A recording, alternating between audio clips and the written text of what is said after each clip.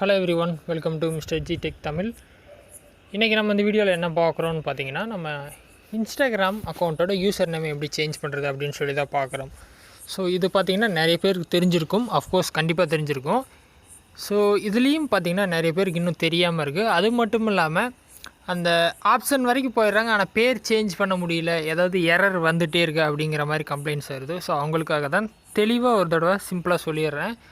நீங்கள் நார்மலாக இன்ஸ்டாகிராம் அக்கௌண்ட்டை வந்து டேரெக்டாக ஓப்பன் பண்ணிக்கிங்க. சரியா? எந்த அக்கௌண்ட்டில் நீங்கள் சேஞ்ச் பண்ண விரும்புகிறீங்களோ அக்கௌண்ட் ஓப்பன் பண்ணிடுங்க. ஹோம் பேஜில் இருப்பீங்க. கீழே 5 பட்டன் இருக்கும். அதில் கடைசியாக ப்ரொஃபைல் பிக்சர் வச்சு ஒரு பட்டன் கொடுத்துருப்பாங்க. அதை கிளிக் பண்ணால் உங்கள் ப்ரொஃபைல் பேஜுக்கு வந்துடுவீங்க. இங்கே 2 பேர் இருக்கும். ஒன்று ஸ்க்ரீனில் மேலே பார்த்தீங்கன்னா ஒரு பேர் கொடுத்துருப்பாங்க, அதுதான் உங்களோட யூசர் நேம். யூசர் நேமுங்கிறத வச்சு தான் ஒருத்தவங்க ஃப்ரெண்டு வந்து உங்களை சர்ச் பண்ணி எடுப்பாங்க. அந்த மேலே இருக்க நேம் இருக்குது பார்த்தீங்களா, குணசேகரன், ஒரு மைனஸ் மாதிரி டவுன் இது போட்டிருப்பேன், அதில் விஆர்னு போட்டிருக்கேனா, இதை வந்து கரெக்டாக அடித்தா மட்டும்தான் என்னோடய அக்கௌண்ட் வந்து என் ஃப்ரெண்ட்ஸுக்கு தேடும்போது கிடைக்கும். ரைட்டாக கீழே இன்னொரு பேர் கொடுத்துருப்பேன், குணசேகரன் விஆருங்கிறது. அது சும்மா அந்த ப்ரொஃபைலில் கீழே பார்த்தீங்கன்னா ஃபோட்டோ கீழே ஒரு பேர் இருக்கும். அது நீங்கள் என்ன வேணால் வச்சுக்கலாம், அதுக்கும் உங்கள் அக்கௌண்ட்டுக்கு சம்மந்தமே இல்லை. ஆனால் மேலே இருக்க அக்கௌண்ட்டு தான், மேலே இருக்க நேம் தான் வந்து மெயினான நேம். அதை வச்சு தான் ஃப்ரெண்டு தேடுவாங்க.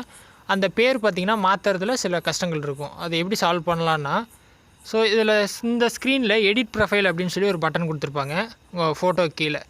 அந்த எடிட் ப்ரொஃபைலை கிளிக் பண்ணிவிட்டு இதில் பார்த்திங்கன்னா நேம், யூசர் நேம் இருக்கும். ஸோ நேமுங்கிறது சும்மா தான், அது பிரச்சனையே கிடையாது. நம்ம யூசர் நேம் தான் மெயினாக ஃபோக்கஸ் பண்ணணும். அந்த ரெண்டாவது இருக்க யூசர் நேமை டச் பண்ணிங்கன்னா எடிட் ஸ்க்ரீன் வந்துடும். இந்த எடிட் ஸ்க்ரீன் கிளிக் பண்ணோன்னே இங்கே வந்துருச்சா, இங்கே என்ன தப்பு நடக்குது அப்படின்னு பார்த்துக்குங்க. நீங்கள் ஒரு நேம் டைப் பண்ணுறீங்கன்னு வைங்களேன். இப்போது இப்படி நான் ஒரு பேர் டைப் பண்ணியிருக்கேன், ஓகேவா? இந்த பேர் எனக்கு கிடைக்கல.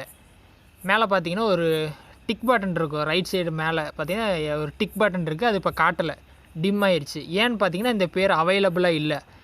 அவைலபிளாக இல்லைன்னா என்ன அர்த்தம்னா, யாரும் இந்த பேரை ஆல்ரெடி யூஸ் பண்ணிட்டாங்க.